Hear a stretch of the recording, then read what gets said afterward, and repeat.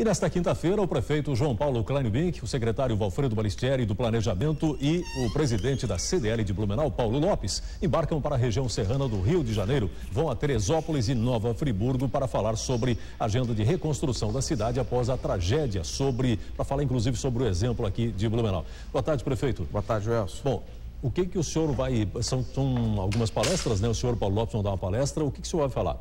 A ideia é mostrar, nós estamos indo a convite das associações daquela região para mostrar como aconteceu o processo de Blumenau 2 anos depois, quais são as dificuldades, de que forma nós podemos contribuir para evitar boa parte da burocracia que nós enfrentamos aqui, como reduzir alguns caminhos, a questão da moradia, do novo planejamento da cidade e da necessidade de não reconstruir, mas de construir uma cidade nova. A situação das cidades da região serrana do Rio é muito parecida com a nossa aqui de Blumenau. Pois é, eles inclusive até a própria questão geográfica, né? Embora lá o vale seja mais estreito, mas a situação geográfica é muito próxima, parecida, né? É muito próxima. E eles também vão enfrentar os mesmos desafios, né? Encontrar terrenos disponíveis, conseguir fazer o planejamento para essas novas áreas, para onde a cidade vai crescer, como tratar, como atender as famílias que perderam as suas casas nesse período até a construção das casas definitivas, a questão da moradia provisória, como atender também essa comunidade e tratar todo o processo de recuperação da cidade.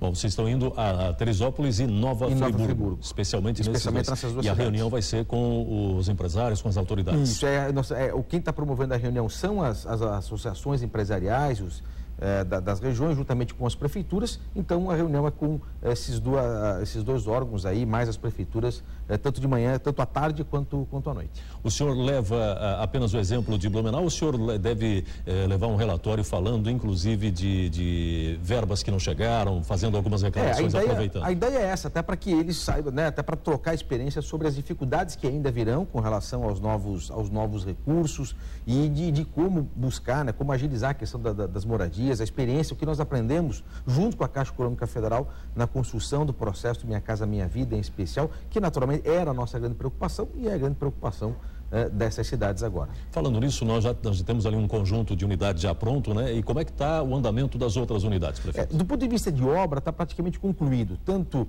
a Matias Bonhoeffer quanto outras unidades estão praticamente prontas, o Badenfurt também, a obra em si está praticamente pronta. Nós temos uma reunião agora com a Caixa na próxima segunda-feira, justamente para tratar, porque terminada a obra, aí vem a BITS, aprovação no Corpo de Bombeiros, liberação das escrituras no cartório, enfim, existe um processo ainda a ser viabilizado até que as famílias possam fazer a sua mudança. A Prefeitura já entregou na Caixa Econômica a relação das famílias que vão para esses empreendimentos, depois vem as reuniões com as famílias, no sentido da escolha, do sorteio dessas unidades, que agora, nas próximas semanas aí, devem estar acontecendo. Muito bem. Bom, nós estamos falando de 2008, né? São consequências de 2008 ainda. Mas Blumenau, assim como a gente mostrou agora, Brusque, Pomerode, Vintaió, Salete, Menidoce, Blumenau também está enfrentando problemas em virtude das chuvas fortes que aconteceram nos últimos dias. E na manhã de hoje, inclusive, aconteceu uma reunião com várias secretarias da Prefeitura com o objetivo de fazer uma avaliação do que vai ser feito com as áreas de risco na região do Progresso, que foi fortemente atingida, e também no bairro da Velha Grande. Prefeito, vamos acompanhar então a reportagem da Marina Petri. A enxurrada de sexta-feira ainda deixa marcas. No Progresso, famílias vivem com um medo constante de novas chuvas. Aqui, os tubos não aguentaram e a água passou por cima. Abriu uma cratera e levou tudo que tinha no caminho. A preocupação é que a água saia por cima do ribeirão, né, ali da ponte. Os tubos não suportam, né? E a outra parte é essa parte que está desbarrancando aqui, que está com bastante problema aí, que tem famílias, crianças morando aqui. Nós estamos aqui no fim da rua Rui Barbosa, no bairro Progresso, um dos 3 lugares atingidos na enxurrada deste fim de semana. A Defesa Civil deve, a partir de agora, fazer um monitoramento constante desta área. Para o mês de janeiro, estava previsto em toda a cidade 200 milímetros de chuva. Na região sul, choveu 355 milímetros. A chuva forte atingiu parte dos bairros Progresso e Velha Grande. Morro do Arthur e as ruas Rui Barbosa e Emil Wemuth já haviam sofrido com a tragédia de 2008. Em uma reunião hoje pela manhã, várias secretarias, entre elas a Defesa Civil, se reuniram e decidiram formar equipes para avaliar o que pode ser feito em cada área. Esses lugares todos eram lugares que estavam com risco monitorados.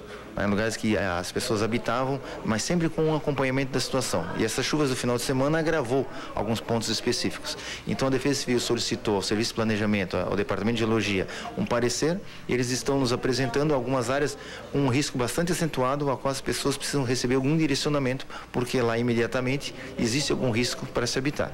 A reconstrução nessas regiões vem sendo feita desde sábado, mas a Secretaria de Obras está com dificuldade para conseguir trabalhadores. E por incrível que pareça, nós não estamos conseguindo calceteiros para repavimentar as ruas, roçadores para roçagem, pedreiros. Então gostaríamos de frisar que estamos trabalhando com todas as nossas equipes e que, se alguém tiver interesse em trabalhar à disposição da Secretaria de Serviços Urbanos, nós temos sim dificuldade de encontrar mão de obra para esse serviço. Durante a semana, novas reuniões devem acontecer para definir a situação das famílias que moram nestes bairros. A Secretaria de Assistência Social deve abrir um novo abrigo e transferir mais famílias. Pois é, nós temos inclusive um abrigo ativado lá no Progresso, lá na Escola Padre José Maurício, e a situação de emergência para essas localidades. O senhor vai tomar essa decisão de decretar a emergência nos bairros? Nós estamos hoje, depois dessa reunião, conversando com a Defesa Civil. Deve ser ainda hoje o decreto de emergência localizado, ou seja, não é emergência para a cidade toda. Para o Progresso, para a Velha. Para o Progresso e para a região da Velha Grande, para as áreas que foram atingidas na última sexta-feira, no sábado de manhã, junto com o secretário Éder. Eu tive praticamente em todas as áreas que tinham sido atingidas. Nós estamos mobilizados desde sábado, fazendo atendimento de limpeza, de reconstrução das pontes que foram danificadas. E agora, com o trabalho que a Defesa Civil e a Geologia estão realizando, nós vamos definir qual é o número de famílias que vai precisar ser removido imediatamente das suas casas. As casas serão desmontadas, desmanchadas imediatamente assim que a família sair, e a Secretaria de Assistência Social então já está viabilizando para cada situação qual é a solução, né? Ou seja, se um novo aluguel, se uma mudança para quem paga aluguel, a gente viabiliza apenas a transferência, e aqueles que tinham casa própria, que não tem como ser abrigado de forma temporária, aí é necessidade talvez de instalação de um abrigo provisório para atendimento dessas famílias, que não poderá ser naturalmente na escola onde eles estão hoje, né? Até porque as aulas começam na próxima semana, então o nosso prazo é até amanhã ou sexta-feira. Temos que fazer aí a desativação do abrigo atual na escola e buscar um novo espaço. Agora tem mais uma vez, né, a necessidade de recursos. Como é que está a situação hoje da Prefeitura? Hoje, em função justamente disso, nós estamos, a Secretaria de Serviços Urbanos já fez um relatório apenas dos serviços urbanos, a parte de recuperação. São 3,5 milhões, quase 4 milhões de reais, só para limpeza e recuperação daquilo que foi atingido na última sexta-feira. Não estou aqui falando dos custos de abrigo, dos custos de transferência das famílias, de novos pagamentos de aluguel, que talvez sejam necessários do ponto de vista da assistência social. Então, com base nesse relatório, no decreto, nós encaminharemos então à Secretaria Nacional de Defesa Civil e também a Defesa Civil Estadual na busca aí de recursos para também auxiliar o município nesse momento. Agora, é fundamental também para essas áreas que, como o Neto falou, já estão sendo monitoradas, o convênio que foi assinado agora, que deve ficar implantado até o fim do ano, da instalação do sistema de controle, alerta e monitoramento, para questão de radar, pluviômetros, aí sim podendo controlar exatamente o risco de cada uma dessas áreas. Agora, Blumenau vem sofrendo, a gente mostrou também outras situações em outras cidades, mas hoje esse planejamento tem que ser integrado, né, prefeito? Inclusive agora o decreto de emergência, a gente está com muitas cidades com situação de emergência, mas esse planejamento de recursos, de obras, ele tem que ser planejado, ele tem que ser coletivo. Sim, né? Até porque algumas das nossas ações, das nossas decisões também passam, né, por decisões aí que envolvem também os demais municípios. A questão dos sistemas de alerta não pode ser apenas para Blumenau, isso tem que ser também integrando com toda a região. Nós estamos vendo aí como estamos todos interligados, né? O que aconteceu em Mirim Doce e Itaió está refletindo o abastecimento de água de Blumenau, né? Então, até esse cuidado, né, quer dizer, é preciso controlar a margem dos rios lá, para que essa sujeira não prejudique o nosso abastecimento de água aqui. Então, todos estamos interligados, a bacia é a mesma, a região é a mesma, e temos que buscar soluções conjuntas para esses problemas.